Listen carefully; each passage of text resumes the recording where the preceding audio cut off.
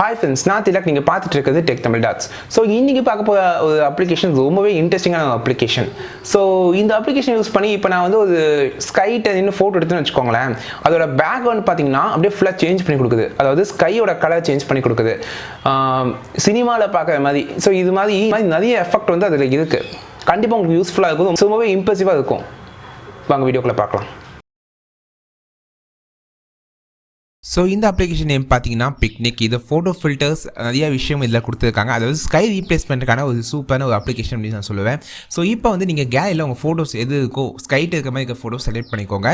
இப்போ பார்த்தீங்கன்னா நிறைய ஃபில்டர்ஸ் கீழே ப்ரொவைட் பண்ணியிருக்காங்க. ஒவ்வொரு ஃபில்டர்ஸையும் கிளிக் பண்ணும்போது ஆட்டோமேட்டிக்காக அதோட ஸ்கை பார்த்தீங்கன்னா ரீப்ளேஸ் ஆகுது.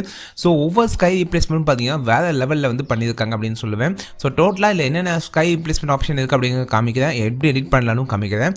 ஸோ இப்போ பார்த்தீங்கன்னா உங்களுக்கு வந்து ஒரு ஸ்கை உங்களுக்கு பின்னாடி இருந்துச்சுன்னா அது ஆட்டோமேட்டிக்காக உங்களுக்கு ரீப்ளேஸ் பண்ணி கொடுக்கும். ஸோ டார்க்காக இருக்கும், இல்லைனா வந்து இந்த படத்துலாம் பார்க்குற மாதிரி வேறு லெவலில் வந்து விஎஃப்எக்ஸ் மாதிரி இருக்கும்.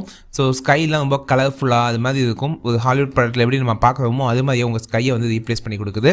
ஸோ ஃபோட்டோ எடிட்டிங்கில் ஒரு ஸ்கை ரீப்ளேஸ்மெண்ட்க்கு ஒரு பெஸ்ட்டான ஒரு ஆப்ஷன் பார்த்தீங்கன்னா இந்த அப்ளிகேஷன் தான் நான் சொல்லுவேன்.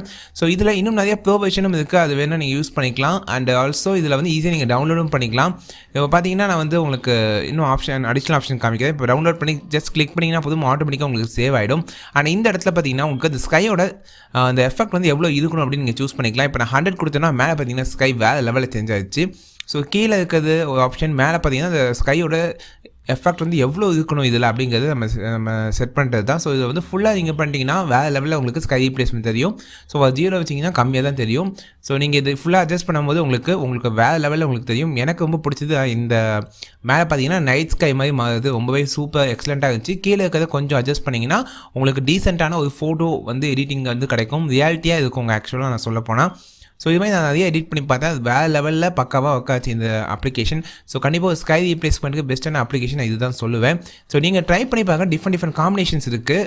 ஸோ இதில் பார்த்தீங்கன்னா எனக்கு ரொம்ப பிடிச்ச ஃபில்டர்ஸ் மட்டும் உங்களுக்கு இப்போ காமிக்கிறேன். அதாவது எக்ஸலண்ட்டாக இருந்துச்சு அப்படின்னு சொல்கிற ஃபில்டர்ஸ். அந்த பிங்க் கலர் இந்த ஃபில்டர்ஸ் ரொம்ப வேறு லெவலில் இருந்துச்சு.